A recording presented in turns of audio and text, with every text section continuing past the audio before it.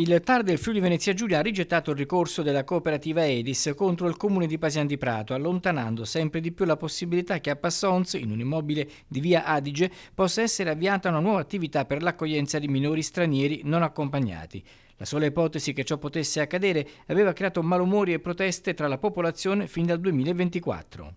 La cooperativa ha trascinato il comune, difeso dall'avvocato Luca De Paoli, davanti al giudizio amministrativo, sostenendo tra le altre cose che l'ente abbia dilatato i tempi di risposta sulla richiesta di autorizzazione e accreditamento dell'attività, superando i termini di legge. Il TAR ha però chiarito che da parte del comune la pratica è stata gestita correttamente. Questa sentenza attesta di fatto la correttezza e la piena legittimità dell'operato del comune. Sono stati rispettati i tempi del procedimento che addirittura non si sono ancora conclusi. La richiesta fu presentata il 3 gennaio del 2025. Assistita dagli avvocati Paola Chialchia e Fabio Balducci Romano, Aedis puntava ad ottenere una dichiarazione di legittimità da parte del TAR sulla condotta del comune e di fatto ottenere l'autorizzazione ad avviare l'attività, anche se successivamente alla presentazione della domanda ci aveva già pensato la Regione a sospendere la nascita di nuove strutture. Siamo ancora nella fase di sospensiva a seguito appunto della norma regionale che ha disposto la sospensione dei procedimenti che sono ancora in corso. Aeris aveva chiesto anche un risarcimento danni e un rimborso delle spese di locazione dell'immobile sostenute dalla cooperativa.